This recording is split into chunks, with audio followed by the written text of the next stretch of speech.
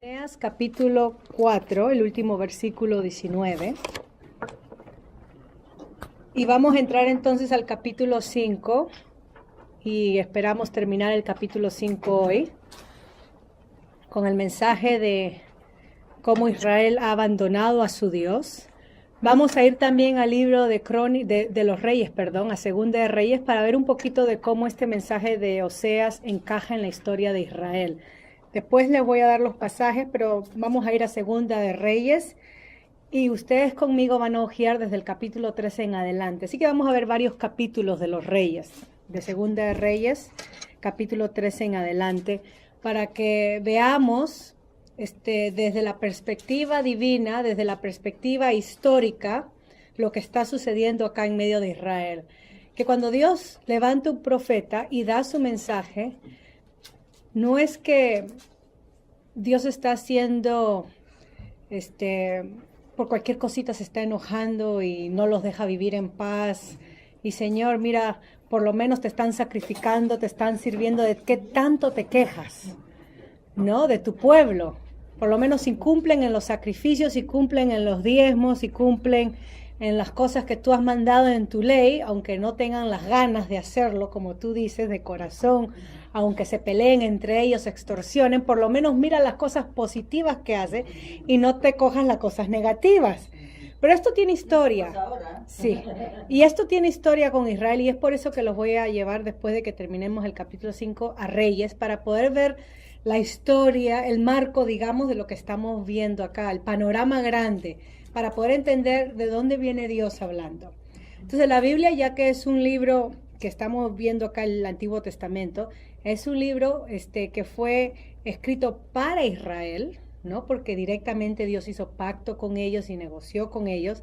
Pero nosotros, cuando leemos el Antiguo Testamento, aunque no fue escrito para nosotros, porque nosotros no somos el Israel del Antiguo Testamento, nos sirve a nosotros como pueblo de Dios.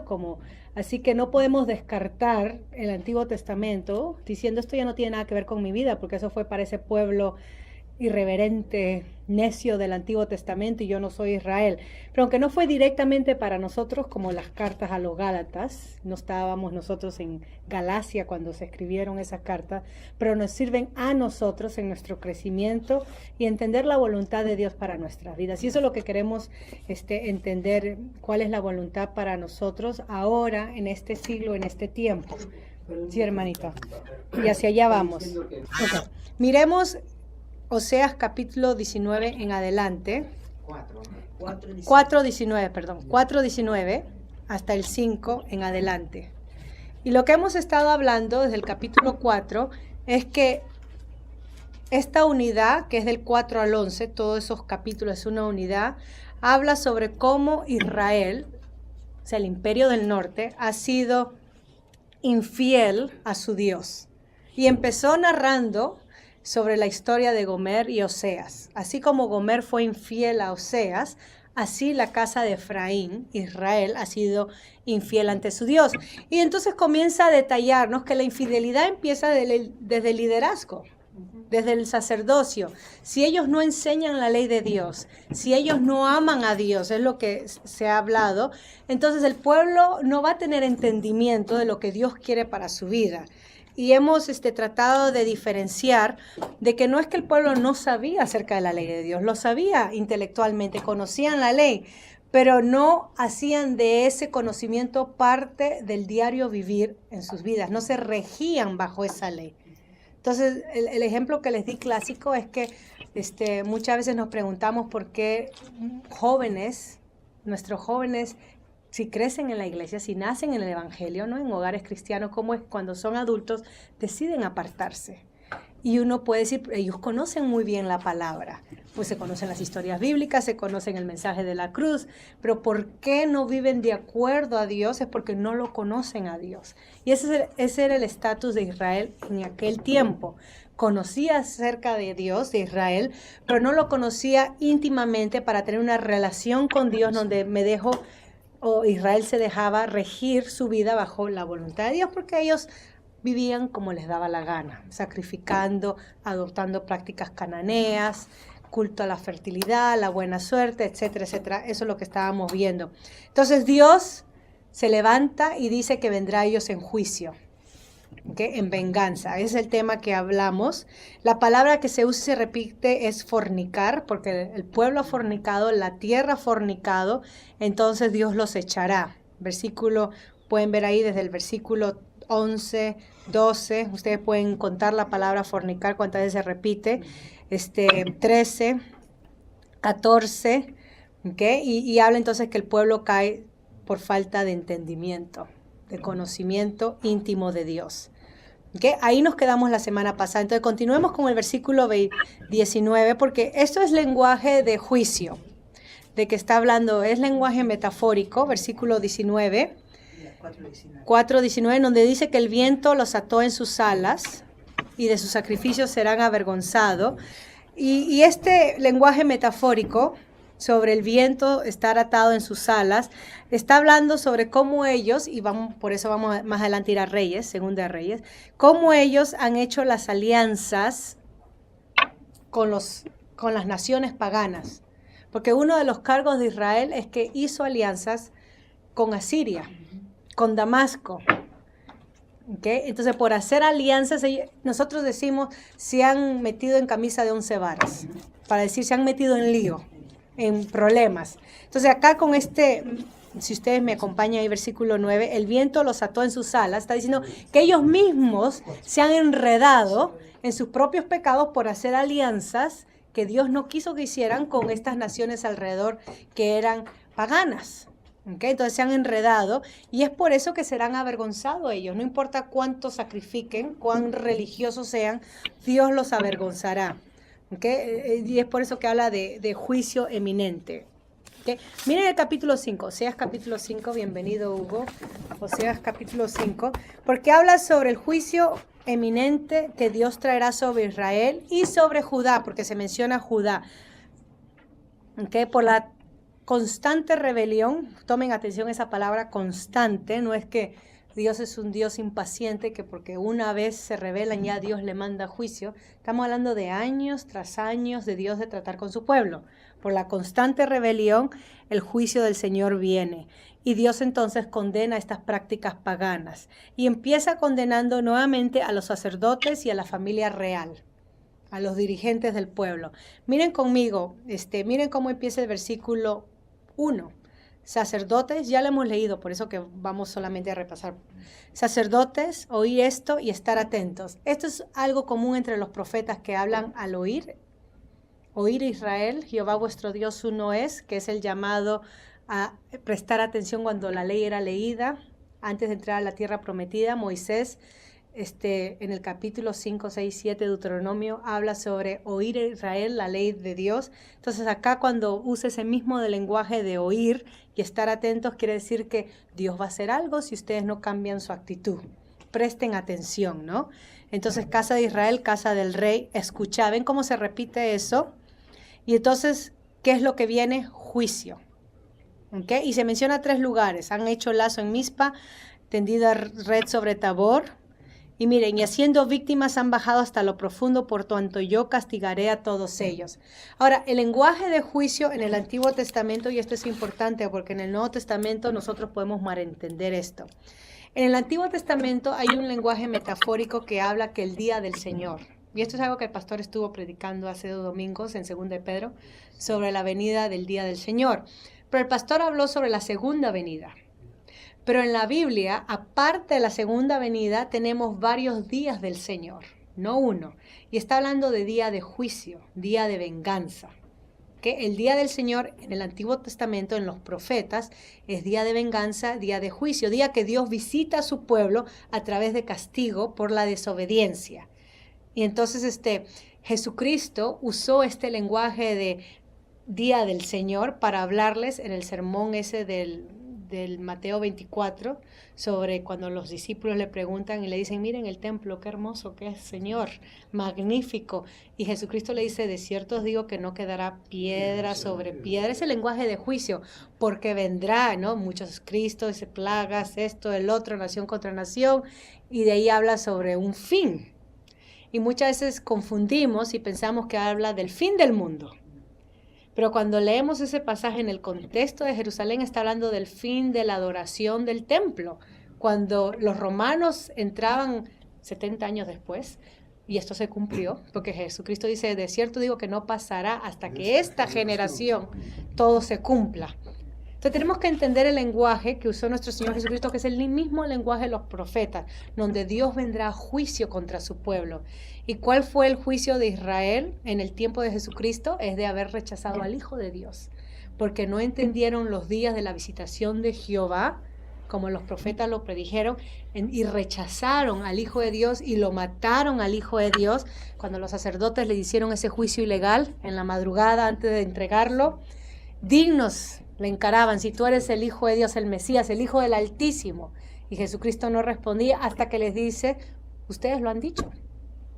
Porque de eso ha dado testimonio, que Él es el Mesías, que Él es el Hijo de Dios. Se rasgaron las vestiduras, los sacerdotes se indignaron, ¿verdad? Como nos viene a decir que es el Mesías, el hijo del rey David, que viene a gobernar sobre nosotros. Esta persona humilde que no pasa, ¿no?, la estatura de nosotros que esperamos. Y Jesucristo le dice, de cierto os digo, ustedes pueden leer eso, que vendrán al Hijo del Hombre en las nubes venir. A ellos le dijo, verán al Hijo del Hombre, o sea, a Él venir en las nubes. Y ese es otro lenguaje para hablar de la visitación de Dios en juicio. O sea que Dios iba a venir en juicio sobre los líderes religiosos en Israel. ¿Y cuál fue el juicio que Dios vino sobre Jerusalén? Fue destruirles el templo, usando a los romanos. Y hasta el día de hoy, desde el 70 después de Cristo hasta el día de hoy, no hay templo. Porque se cumplió el día del juicio. Un muro de lamentación. Entonces, es un lenguaje común. Y lo mismo usa Juan en las primeras 7 iglesias. Si ustedes se recuerdan, las primeras 7 iglesias del Apocalipsis, hay 5 que son reprendidas, ¿verdad? Y se usa el lenguaje arrepiéntete, porque si no vendré de ti y quitaré el candelabro. Y ese vendré de ti no está hablando de la segunda venida, estaba hablando de juicio, vendré a ti en juicio, el mismo lenguaje que se usa en el Antiguo Testamento. Entonces nosotros los creyentes tenemos una tarea, ya que no entendemos el mundo del Antiguo Testamento y muchas de las metáforas, pero nuestra tarea es poder entender cuándo es que se habla de juicio y cuándo es que se habla de segunda venida, porque no queremos decir que entonces no hay segunda venida. Claro que hay segunda venida. Romanos capítulo 15, cuando habla sobre la resurrección y la esperanza que tenemos, habla de su segunda venida. En Hebreos capítulo 9, habla de la segunda venida de nuestro Señor Jesucristo. Apocalipsis 21 y 22 habla de la segunda venida de nuestro Señor Jesucristo, ¿no? Con la iglesia y el Espíritu diciendo, ven Señor Jesús. Entonces, nosotros esperamos la segunda venida de nuestro Señor, donde vendrá finalmente para dar juicio a las naciones. Pero entre su segunda venida hasta el tiempo de los profetas, Dios ha venido en juicio, arreglando los asuntos con su pueblo y ahora arreglando los asuntos con su iglesia. Y es por eso que Pedro dice en su carta, en 2 de Pedro, que el juicio de Dios empieza por la casa de Dios. Entonces, cuando Pablo nos dice en Efesios de estar firmes y tomar la armadura de Dios, eso se ha predicado también sobre la armadura, ¿no?, de nuestra fe, está hablando porque cuando venga el juicio de Dios sobre su iglesia, ya que Dios tiene que poner todo en orden, la única manera de estar firmes es teniendo la armadura de Dios, para que yo no sea arrastrada en la mentira, en el paganismo, cuando Dios venga en juicio.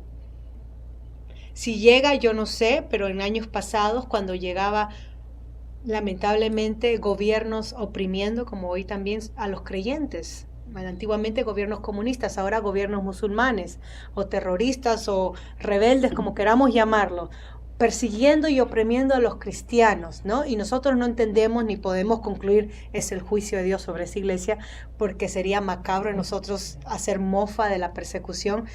Pero lo que quiero decir es, si llega persecución acá a nosotros, de cierto muchos de los que son cristianos negarán la fe, porque es mejor conservar la vida y vivir tranquilo que morir por una fe que no estoy tan seguro que es verdad. Entonces, la única manera de estar firmes cuando llegue la persecución o el juicio de Dios es teniendo la armadura de Dios. orando en todo tiempo, con acciones de gracias, con el yelmo de la salvación, calzado los pies del Evangelio. Tenemos que estar todos los días constantes creciendo en la gracia de Dios, porque yo no sé cuándo me llegue aquel día que yo no quiera negar a mi Señor por salvar un pellejo mío o alguien de mi familia. ¿Me dejo entender? Entonces tenemos que estar listos. Regresemos a Israel. Solamente es para aclararnos sobre el día del Señor, cuando Dios viene. Ese es un lenguaje metafórico que se refiere al juicio de Dios sobre su pueblo por no haber escuchado atentamente su ley, por no haber guardado su ley. ¿Okay? Regresemos, entonces se mencionan sobre esta depravidad, Mizpa, Tabor, las víctimas, y son lugares de adoración, son lugares donde habían lugares de congregación, donde el pueblo se congregaba para ofrecer sacrificio a Dios, ¿okay? Eran lugares importantes religiosos, pero dice que ahí ellos mismos se tendían red.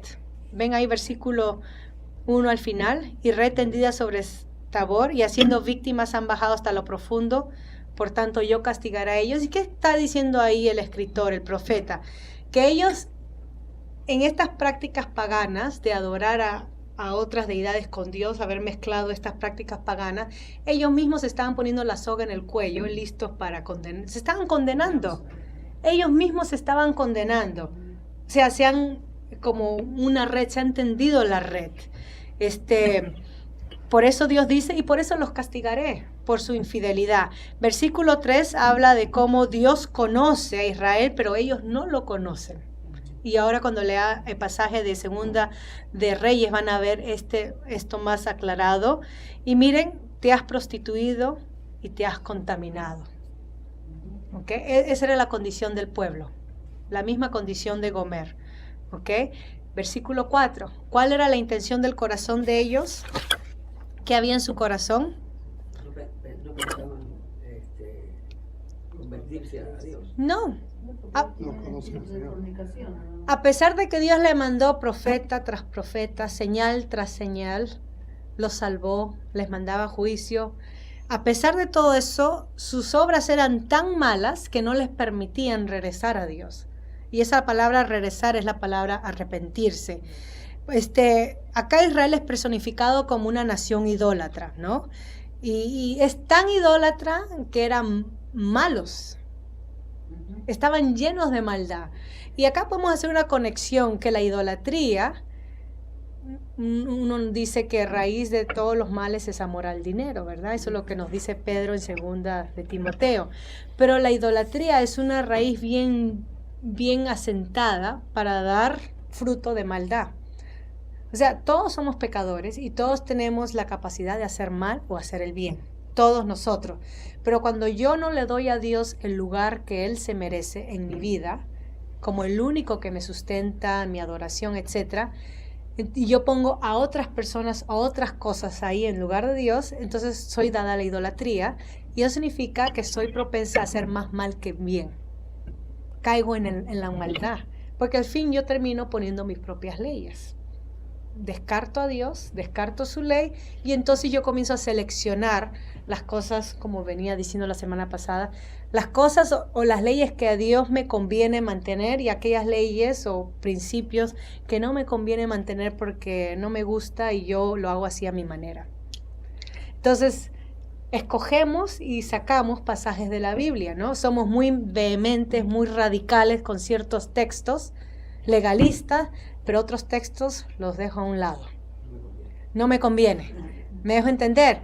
Entonces, si estamos hablando sobre el tema, no sé, voy a poner este tema que es un tema siempre calientito, el tema sobre el deber de la esposa de someterse a su marido, ¿no? Y ahí, como persona, quizás como si es un hombre hablando, no sé, podemos caer, los varones, en afilar eso, y las mujeres deben de someterse y recalcar en eso y olvidarnos de la otra parte que Pablo da a los maridos. Maridos, amar a vuestras mujeres como a vuestros mismos cuerpos, así como Cristo amó a la iglesia sacrificándose por ella, y da toda una lista de lo que la responsabilidad del marido, ¿no? Donde descartamos eso, no predicamos eso, predicamos solamente el sometimiento. Entonces cogemos textos que nos convienen y nos deshacemos.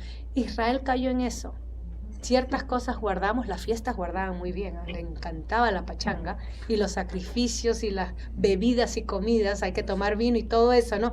Y se emborrachaban y todo, cuando se trataba de dar a la viuda, al huérfano, al extranjero, de eso no me acuerdo. Que trabajen pues, que ellos mismos se mantengan. Pero era parte de la ley humanitaria que Dios dio de no olvidarse de aquellos necesitados, ¿no? Y se olvidaban. Entonces es un ejemplo de muchas leyes que ellos quebrantaban, ¿no? Y la idolatría era una de esas. Mezclaban las prácticas cananeas con las prácticas a la adoración de Dios. Y es por eso que dice, versículo 4, que su espíritu es espíritu de fornicación. Y por eso que no conoce a Jehová. Ahora, lo más impresionante de esto era la actitud que dice el versículo 5.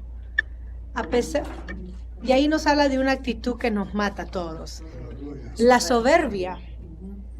¿Por qué Israel no escuchaba a los profetas? Porque eran soberbios, arrogantes. Pensaban que tenían el privilegio de ser pueblo de Dios y que nadie debía pararse a apuntarles el dedo. Es Dios el que nos ha dado este privilegio, la tierra, así que tú no me vengas a decir a mí cómo debo de adorar a Jehová. ¿No? La soberbia se le subió, pero es esta misma soberbia que dice acá el versículo 5 que testifica contra ellos. Y esto es, hermano, un pecado que nosotros podemos caer, que cuanto más religiosos nos creamos, ¿okay? Estamos hablando de religión acá, más legalistas caigamos, más nos sube la soberbia. ¿Y cómo sabemos que la soberbia me sube? Cuando no estoy en la capacidad de aceptar exhortación ni represión de uno de ustedes o de cualquiera de mis hermanos. O sea, si ustedes, para poder medir, ¿no? Probar mi actitud, si ustedes me llaman la atención por algo que ven que debo ser corregida y mi actitud es de no reconocer, no aceptar, si me están mostrando con amor, ¿no? Lo que la palabra dice, entonces tengo un espíritu de soberbia. Y acá Israel demostró su soberbia al no escuchar las palabras del profeta. Y vamos a ver que no era un profeta que Dios le mandó. Dios le mandó 800 profetas, como decimos en el español. 800. Y eso es lo que está escrito. Ahora yo imagino que habrán habido otros profetas que no tenemos narración, porque si no la Biblia sería una librería de un tamaño no gigantesco, donde Dios de alguna manera se movió, pero no hay récord de ello. Entonces, sí, Hugo. ¿Puedo decir algo?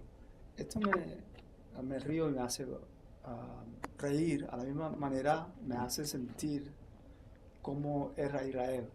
Es como decir, sus hijos o nuestros hijos, venir a decirnos cómo vivir nuestra vida.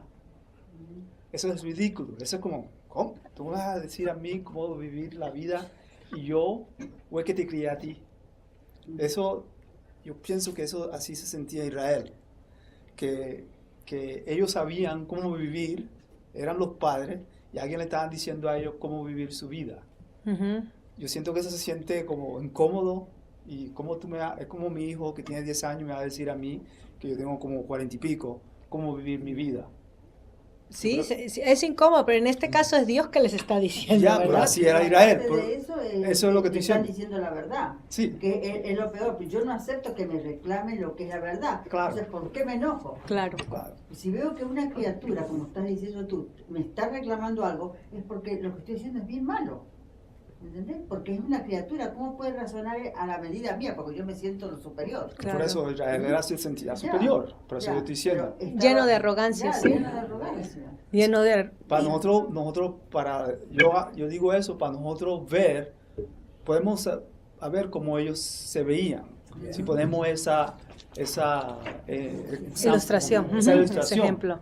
Ahora nosotros podemos ser, wow, por eso me estaba riendo. Nos sentimos humillados, ¿verdad? De los sacerdotes, el sumo sacerdote, como vos dijiste recién, cuando vieron que las cosas no venían o querían sobrepasar lo que es, se rasgaban la ropa y en señal de que cómo me viene a decir a mí. Lamentación, ¿no? Sí.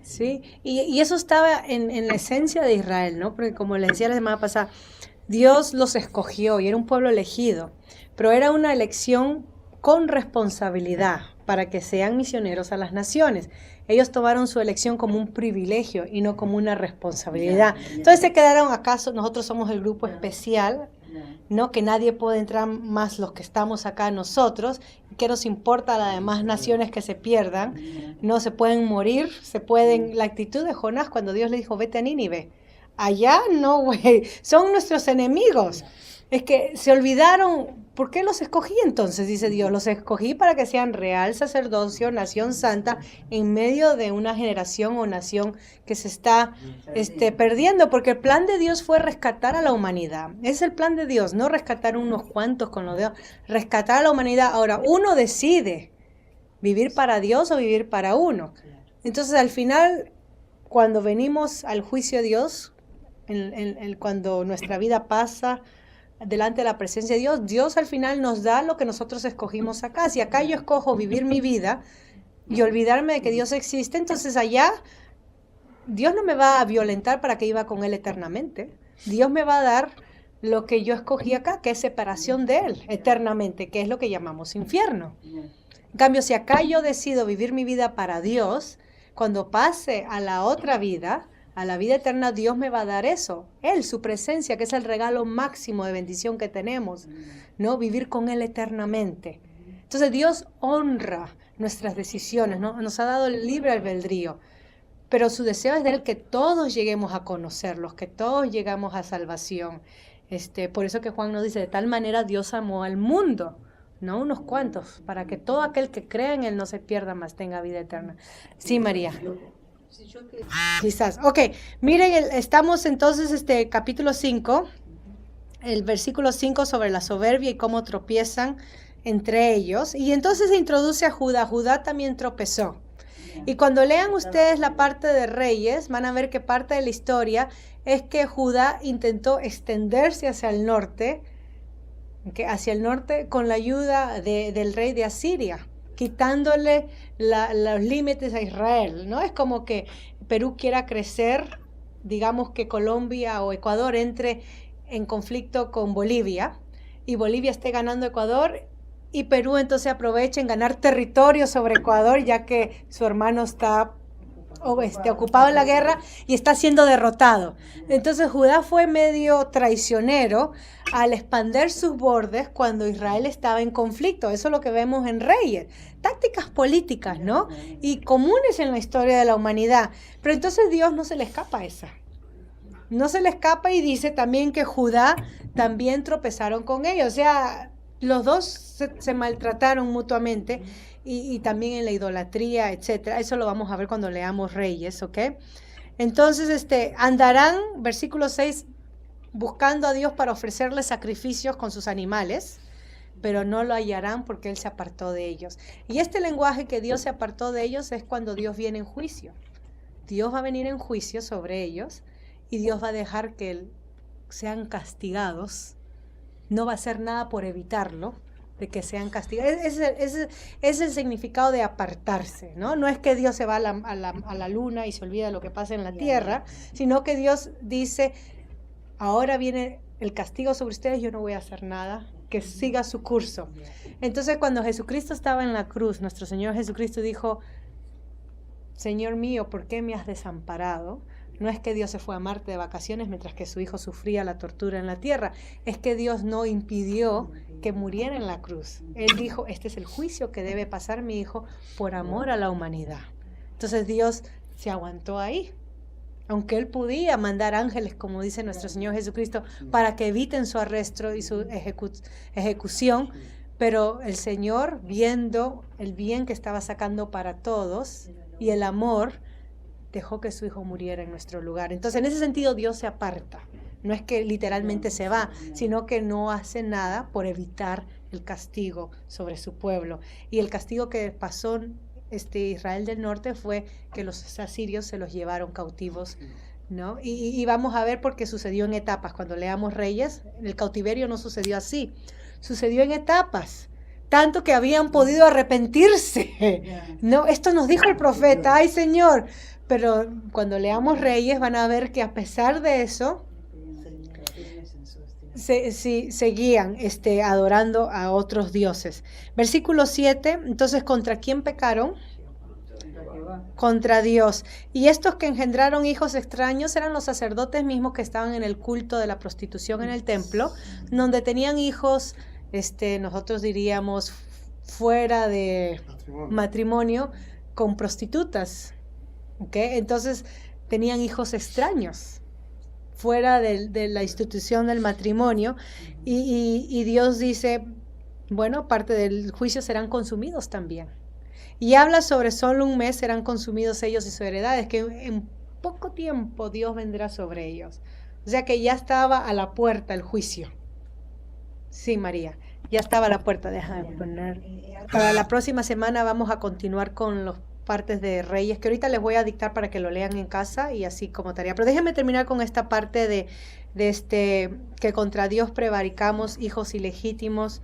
Ya hemos hablado sobre la importancia de que cuando Dios nos da a entender su voluntad, de poder venir en arrepentimiento a Él y confesar nuestra maldad. Y no importa cuán tan mal o bajo hayamos caído, Dios nos perdona y nos trae a Él. Y el mayor regalo que nosotros podamos tener es a Dios mismo. Dios mismo se da a nosotros, ¿no? No hay mayor bendición que esa. Ok, entonces nuevamente serán consumidos. Juicio, ese es tema de juicio. Entonces tocar bocina es cuando se iba a la batalla o cuando se anunciaba que alguien iba a entrar a tomar, ¿no? Tocar trompeta en Ramá, sonar alarma en Metab en tiempos, tiembla, oh Benjamín, porque viene Dios en juicio, ¿no? Ese es el lenguaje metafórico. Y todavía el Señor le daba la ventaja de que al sonar algo, ellos sabían que algo malo venía contra ¿sí? ellos, pero no entraba por aquí, salía por allá, ¿verdad? Versículo 9, Efraín será asolado en el día del castigo. Ese es el día del juicio, el día de la venganza de Dios. Y no estamos hablando de venganza, que Dios es un Dios que está listo para tirar sus dardos de fuego a aquellos que pecan. Estamos hablando del día del castigo, que a pesar de Dios darse a conocer, a pesar de Dios entrar en comunión, haberlos salvado de Egipto, haberles dado su ley, ellos deciden escupirle en la cara y decir no queremos nada contigo, ¿no? De eso estamos hablando, de ese juicio que venía sobre Israel. Las tribus de Israel hice conocer la verdad. Ahí está. Que no actuaban por ignorancia, no actuaban por no saber, actuaban intencionalmente sabiendo. Y es por eso, dice Dios, castigo, juicio. Entonces, versículo 10 nos habla sobre lo que le estaba diciendo sobre Judá, que Judá también irá a juicio detrás de Israel, porque traspasaron los linderos. Y este es un tema importante porque en Deuteronomio habla sobre la importancia. Dios reparte la tierra a través de Josué. Recuerden cuando entran a la tierra prometida, se le da de acuerdo a cada tribu, de acuerdo a cada familia, y una palabra que estudiamos cuando estudiamos Josué es según el número de ellos. O sea que si eran una multitud tipo Suárez, la tierra era un poquito más grande. Si era solamente una pareja como Justo y Margarita, la tierra era más chiquita, según su necesidad. O sea, Dios era justo en repartir la tierra. No tenía nada que ver que Dios prefería a los Suárez sobre una pareja, sino según su necesidad, Dios le daba la tierra. Y cada cierto tiempo, cada 50 años, que era el tiempo del gran jubileo, cuando se celebraba, si se habían vendido tierras, digamos, Margarita y su esposo vendieron parte de su tierra porque cayeron en necesidad. Y vendieron parte de su tierra, bueno, a los 50 años, a las personas a quien ellos le vendieron tierra tenían que devolverle la tierra. La tierra regresaba a la familia de origen. Y era Dios diciendo, porque ustedes fueron esclavos en Egipto y esta es la tierra de Jehová, no de ustedes. Así que Dios pone sus leyes. Qué justicia tan grande. Y así evitar entonces la desigualdad entre las familias, donde los ricos se vuelven más ricos y los pobres más pobres por necesidad. Entonces Dios en su ley hizo estatutos preveyendo para que no haya pobreza en Israel. Entonces Judá se aprovechó de que Israel entraba en conflicto con las naciones y comenzó a agarrar tierra hacia el norte. Y Dios dice, eso está en contra de la ley. Y es por eso que dice, versículo 10, los príncipes de Judá fueron como los que traspasan los linderos, derramaré sobre ellos como agua mi ira. El pasaje de Deuteronomio se lo apunté. Maldito el que cambia el lindero de su vecino, y todo el pueblo dirá amén. Ajá, y ese es Deuteronomio 27, 17. Ok. Ok, sí, está en Deuteronomio esas leyes.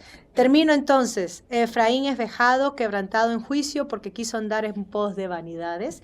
Y la palabra vanidad se traduce como idólatra. Así que cuando nosotros usamos la palabra es que esa persona es vana, literalmente estamos diciendo esa persona es idólatra, ya sea vana consigo mismo, idólatra a sí mismo, se idolatra a sí mismo, ¿no? Entonces la vanidad viene de la idolatría. Entonces, si soy vana con mi carro último modelo, estoy siendo idólatra con mi carro último modelo. Si soy vana porque qué esplendorosos hijos tengo, portaditos bien, todos ellos, que se comportan bien, estoy siendo idólatra con mis hijos. Entonces, nosotros podemos suplantar la palabra vanidad con idolatría, que es algo que Dios detesta, porque reemplazamos a Dios con otras personas o otras cosas. Y esa era la condición de Efraín. Estoy terminando. Lo que Dios va a hacer, versículo 12, 13, 14. Miren el lenguaje metafórico, ¿ok?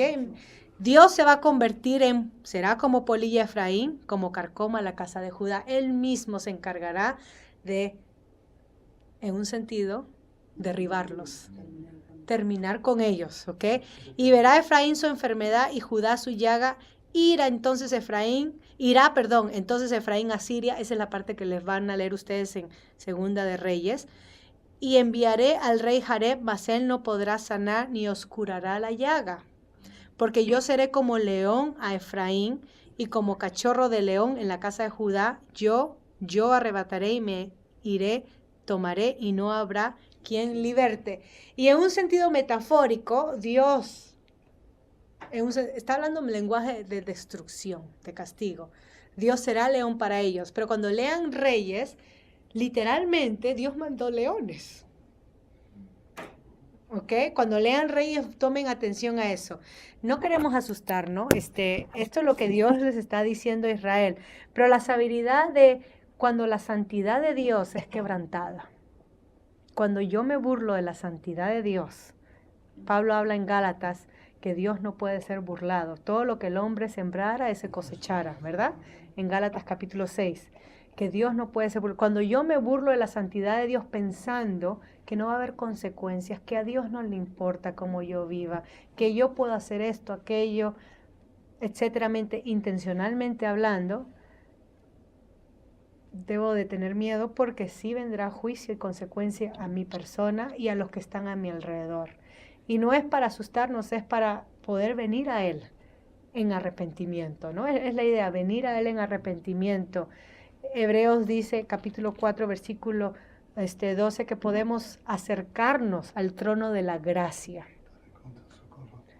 para poder encontrar el socorro oportuno. Podemos acercarnos a ese trono de la gracia. Pero la única manera que yo pueda experimentar el trono de la gracia es poder aceptar mi culpa y mi maldad, poder entender la santidad de Dios. Okay. La próxima semana entonces continuamos con el capítulo 6. Le voy a dar los pasajes para que puedan apuntar y así leer. Si pueden, por favor, apuntar. Y ahí termino entonces.